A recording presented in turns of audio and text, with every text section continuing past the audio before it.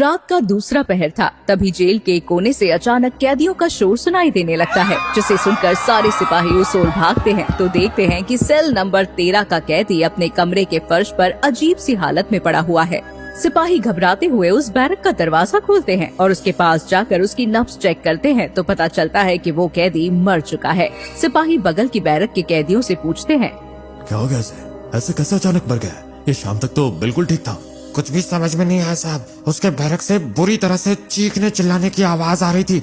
ऐसा लग रहा था जैसे कोई उसे बुरी तरह पीट रहा हो। उस कमरे में वो अकेला नहीं था, कोई और भी उसके साथ था। किसी ने उसको बहुत बुरी तरह से तड़पा के मारा है। किसी को उसके सेल से बाहर निकलते देखा था तुम लोगों ने? हैरानी की बात तो ये सर कि किसी को बाहर आते या अंदर जाते नहीं देखा। पता नहीं क्या बेसिर पैर की बातें कर रहे लोग। ऐसा कैसे हो सकता है? इसके सेल में तो ये अकेला ही था। मैं झूठ नहीं बोल रहा हूँ साहब। आप चाहे तो अगल बगल के और भी कैदियों से पूछ सकते हैं। हम सब ने उसके बैरक से आती हुई उन डरावनी आवाजों को सुना है। ऐसा लग रहा था वो किसी को देखकर डर से चिल्ला रहा हो। बैरक 13 का ये सेल फांसी कोठी से जुड़ा हुआ था। अभी 3 दिन पहले ही एक मुजरिम को वहाँ फांसी दी गई थी और उस फांसी के बाद से ही कैदियों को बैरक नंबर 13 के आसपास कुछ अजीबोगरीब घटनाएं होती महसूस हो रही थी। कुछ समझ नहीं आ रहा। कैदी की मौत दिल की धड़कन रुकने से हुई है, लेकिन उसके शरीर पर चोटों के निशान भी मिले हैं। अब बंद सेल में कैदी को चोट कैसे लगी, ये भी अपने आप में एक रहस्य है। क्या वाकई वहाँ कुछ ऐसा था जो सिर्फ उस कैदी को दिखाई दे रहा था? ऐसा भी तो हो सकता है ना सर कि उस कैदी ने खुद को ही चोट पहुंचाई हो। कुछ समझ में नहीं आ रहा। मेरी मानिए तो बंद करवा दीजिए इस बैरक को। और तभी से बैरक नंबर 13 को हॉन्टेड मानते हुए बंद कर दिया जाता है।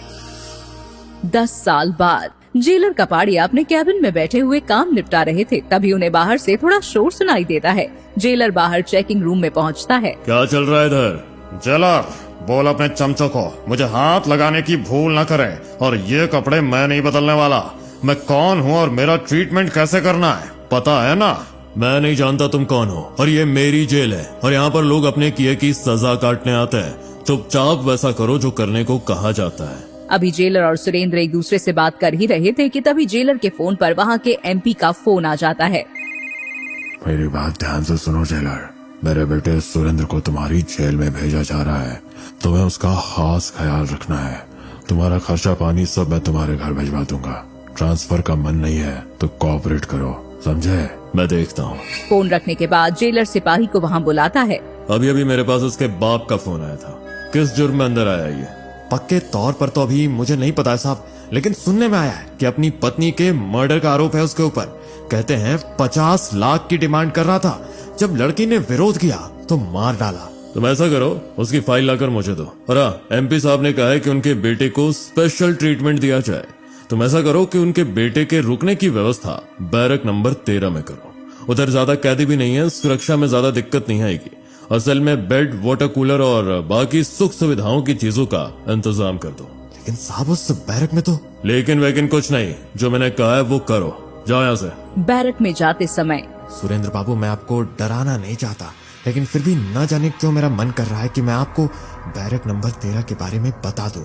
वैसे भी वीआईपी है आप, यहाँ आपको ये बैरक में नहीं रुकना चाहिए। ऐसा क्या है बैरक नंबर 13 में जिसे सुनकर मुझे डरना चाहिए? साहब उस बैरक में आज से 10 साल पहले एक कैदी मरा हुआ मिला था और जांच पड़ताल करने पर पता चला कि न ही उस बैरक में कोई गया और न आया।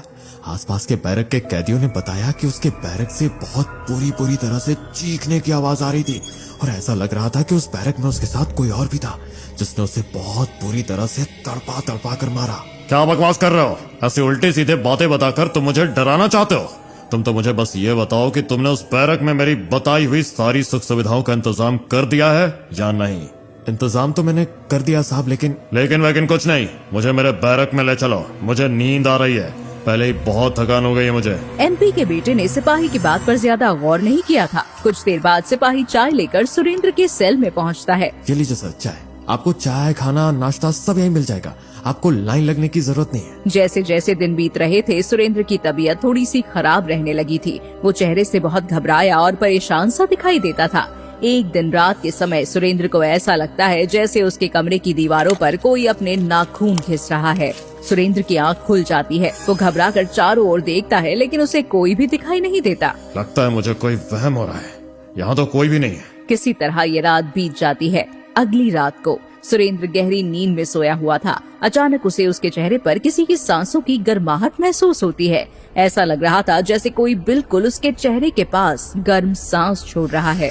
सुरेंद्र घबरा कर आंखें खोल देता है तो देखता है कि एक काला साया उसके चेहरे से थोड़ी ही ऊंचाई पर हवा में लटका हुआ है।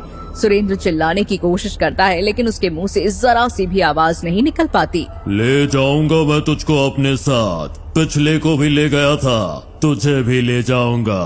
अगले दिन सुरेंद्र काफी बेचैनी महसूस कर रहा था। रह रहकर उसे कल रात को देखी हुई चीजें याद आ रही थी। सेल में सिपाही के द्वारा दी गई चाय और दोपहर का खाना भी जस का तस पड़ा हुआ था। डिनर के समय सिपाही जबरदस्ती उसे खाना खाने के लिए कहता है। खाना खाकर सुरेंद्र अपने बिस्तर पर लेट गया था। कुछ देर तक करवट बदलने के बाद उसे गहरी नींद आ गई थी।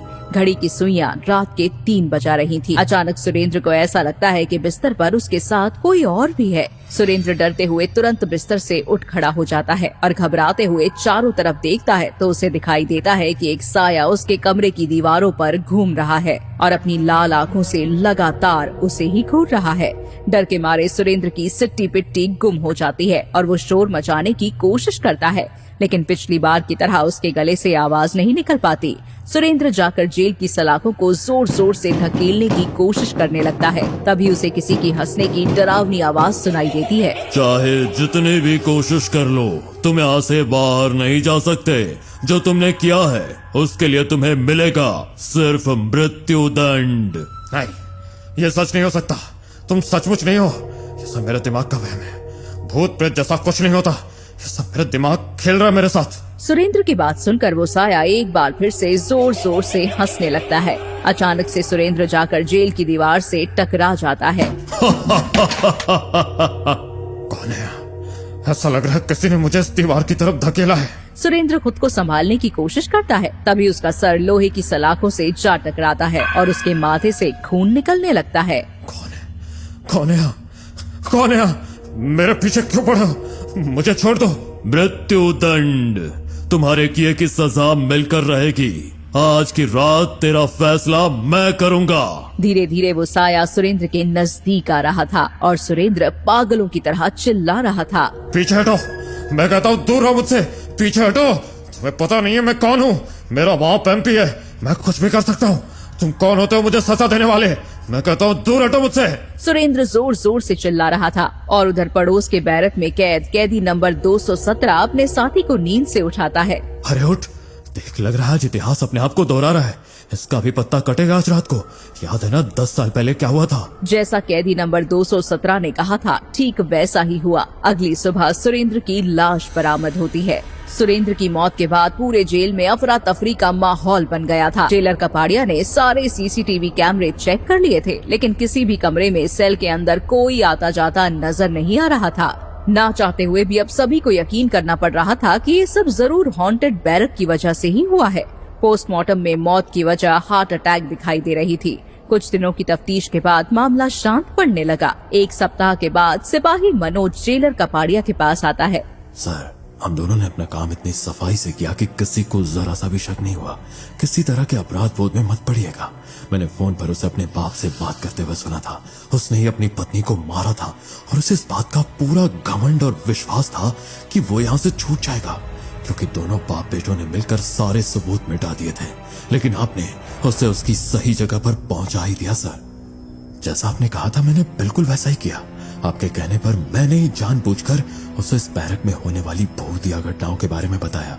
मेरे ऐसा करने की वजह से उसके दिमाग के किसी कोने में डर पैदा हो गया था, लेकिन फिर भी मर्दानगी दिखाने के चक्कर में वो इस बैरक में रुकने के लिए तैयार हो गया और उसके दिमाग में पैदा हुए उस छोटे से डर को ड्रग्स की मदद से हमने जानबूझकर बढ़ा दिया।